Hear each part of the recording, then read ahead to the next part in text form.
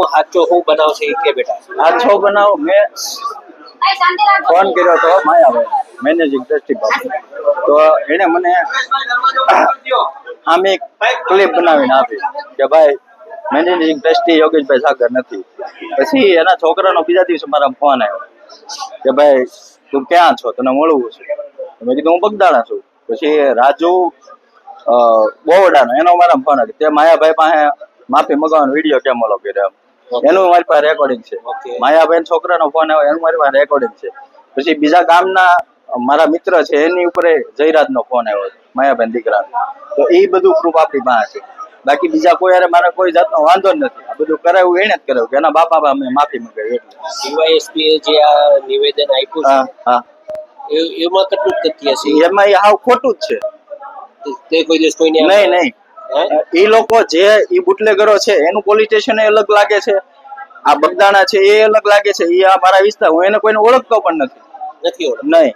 અને એ લોકો જે વિડીયો બનાવે છે તો કોને બતાવવા માટે બનાવે છે અને લાઈવ કોને બતાવે છે એની તપાસ કરો. બધું તપાસ થશે. કઈ નવનીત જો એક વાત કહી દઉં તને બેટા, સંપૂર્ણ સમાજ તારા હારે છે. એમાં તારે જરાય મૂંઝાવાનું છે નહીં. હું કીધું આ તને અહીંયા આવ્યો છું ને હું ઈ હાટું આવ્યો છું એટલે મૂંઝાતો નહીં. હિંમત રાખતું, હિંમત વાળો જ છે. હું કીધું તું છે ને હિંમત વાળો છે, સમજ્યા? અને આપણે છે ને એની કદર કરીએ છીએ હિંમત વાળાની.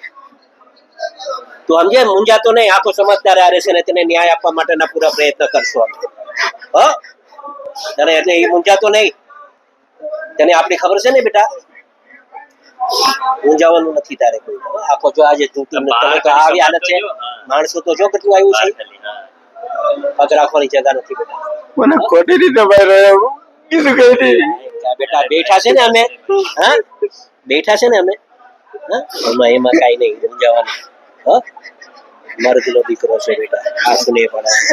હું કીધું થોડી ના આવા જવા એવું નહીં કરવાનું, મૂંઝાતો નહીં. સંપૂર્ણ ન્યાય આપશું બેટા. પોલીસ પણ કેવું મારું આખું ઓલું કરી નાખ્યું. પોલીસ વાળા આખો મારો કેસ કેવો ઓલો કરી નાખ્યો. કઈ વાંધો નહીં, કોઈ ચિંતા નહીં. એમાં જરાય મૂંઝાતો નહીં ભાઈ. હું નવનીત ભાઈ, નવનીત હારે જ છું. ચાલુ રાખો ને 1 મિનિટ. શું બોલે રે મોટા ભાઈ? અરે વાત કરીને આવ્યો છું, વાત કર. હા ભાઈ. નવનીત. હા સીતારામ કરશો તો વાત. હા સીતારામ ભાઈ. સીતારામ ન્યાય મજબૂત રહેજો. હીરા તમારી હારે છે. હા ભાઈ. અને હું આયા ઉદયપુર છું એટલે શંકર ભગવાન ના દર્શન કરી અને કાલ હું આવી જાય. હા ભાઈ. ભાઈ એક વાત કહી દઉં, હમણાં મળી ભાઈ. સોમવારે હોમ મિનિસ્ટર ને મળવાનું થાય છે. જ્યાં હોય ત્યાંથી સોમવારે ત્યાં તમારે પહોંચવાનું થાય છે. હું અહીંથી ધારાસભ્ય બધાને લઈને આવું છું ભાઈ.